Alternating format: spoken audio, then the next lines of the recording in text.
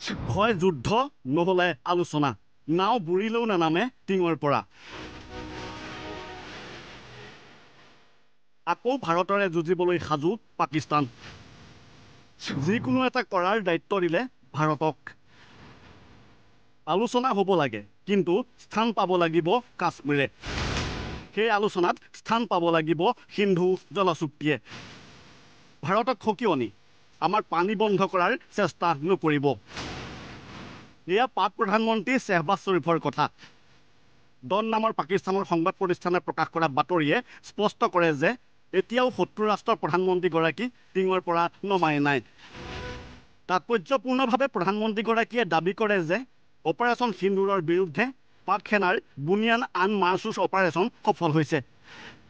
শ্বেহবাজ শ্বৰীফে প্ৰধানমন্ত্ৰী নৰেন্দ্ৰ মোদীৰ প্ৰতি আহ্বান জনায় এই জুই নিৰ্বাপনৰ বাবে অৰ্থাৎ আলোচনা কৰিব লাগে আৰু সেই আলোচনাত স্থান পাব লাগিব কাশ্মীৰ আৰু সিন্ধু জলচুক্তিয়ে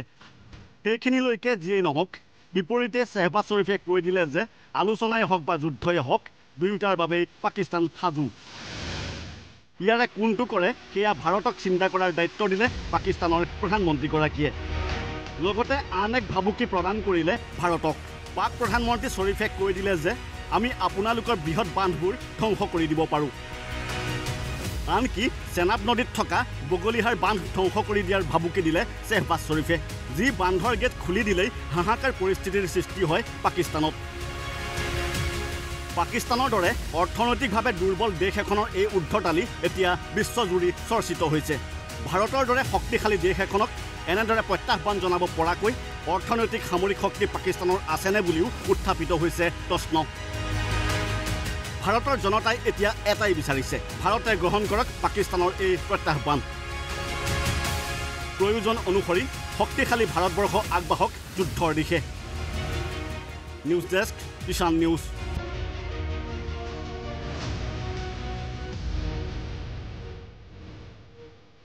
হয় যুদ্ধ নহলে আলোচনা নাও বুৰিলেও নানামে টিঙৰ পৰা আকৌ ভাৰতৰে যুঁজিবলৈ সাজু পাকিস্তান যিকোনো এটা কৰাৰ দায়িত্ব দিলে ভাৰতক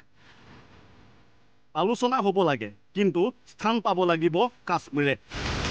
সেই আলোচনাত স্থান পাব লাগিব সিন্ধু জলচুক্তিয়ে ভাৰতক সকিয়নি আমাৰ পানী বন্ধ কৰাৰ চেষ্টা নকৰিব এয়া পাক প্ৰধানমন্ত্ৰী শ্বেহবাজ শ্বৰীফৰ কথা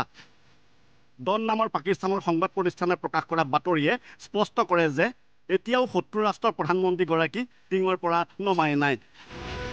তাৎপৰ্যপূৰ্ণভাৱে প্ৰধানমন্ত্ৰীগৰাকীয়ে দাবী কৰে যে অপাৰেশ্যন সিন্দুৰৰ বিৰুদ্ধে পাক সেনাৰ বুনিয়ান আন মাৰ্চুচ অপাৰেশ্যন সফল হৈছে শ্বেহবাজ শ্বৰীফে প্ৰধানমন্ত্ৰী নৰেন্দ্ৰ মোদীৰ প্ৰতি আহ্বান জনায় এই জুই নিৰ্বাপনৰ বাবে অৰ্থাৎ আলোচনা কৰিব লাগে আৰু সেই আলোচনাত স্থান পাব লাগিব কাশ্মীৰ আৰু সিন্ধু জলচুক্তিয়ে সেইখিনিলৈকে যিয়েই নহওক বিপৰীতে শ্বেহবাজ শ্বৰীফে কৈ দিলে যে আলোচনাই হওক বা যুদ্ধই হওক দুয়োটাৰ বাবেই পাকিস্তান সাজু ইয়াৰে কোনটো কৰে সেয়া ভাৰতক চিন্তা কৰাৰ দায়িত্ব দিলে পাকিস্তানৰ প্ৰধানমন্ত্ৰীগৰাকীয়ে লগতে আন এক ভাবুকি প্ৰদান কৰিলে ভাৰতক পাক প্ৰধানমন্ত্ৰী শ্বৰীফে কৈ দিলে যে আমি আপোনালোকৰ বৃহৎ বান্ধবোৰ ধ্বংস কৰি দিব পাৰোঁ আনকি চেনাব নদীত থকা বগলীহাৰ বান্ধ ধ্বংস কৰি দিয়াৰ ভাবুকি দিলে শ্বেহবাজ শ্বৰীফে যি বান্ধৰ গেট খুলি দিলেই হাহাকাৰ পৰিস্থিতিৰ সৃষ্টি হয় পাকিস্তানত পাকিস্তানৰ দৰে অৰ্থনৈতিকভাৱে দুৰ্বল দেশ এখনৰ এই উদ্ধতালি এতিয়া বিশ্বজুৰি চৰ্চিত হৈছে ভাৰতৰ দৰে শক্তিশালী দেশ এখনক এনেদৰে প্ৰত্যাহ্বান জনাব পৰাকৈ অৰ্থনৈতিক সামৰিক শক্তি পাকিস্তানৰ আছেনে বুলিও উত্থাপিত হৈছে প্ৰশ্ন ভাৰতৰ জনতাই এতিয়া এটাই বিচাৰিছে ভাৰতে গ্ৰহণ কৰক পাকিস্তানৰ এই প্ৰত্যাহ্বান প্ৰয়োজন অনুসৰি শক্তিশালী ভাৰতবৰ্ষ আগবাঢ়ক যুদ্ধৰ দিশে নিউজ ডেস্ক কিষাণ নিউজ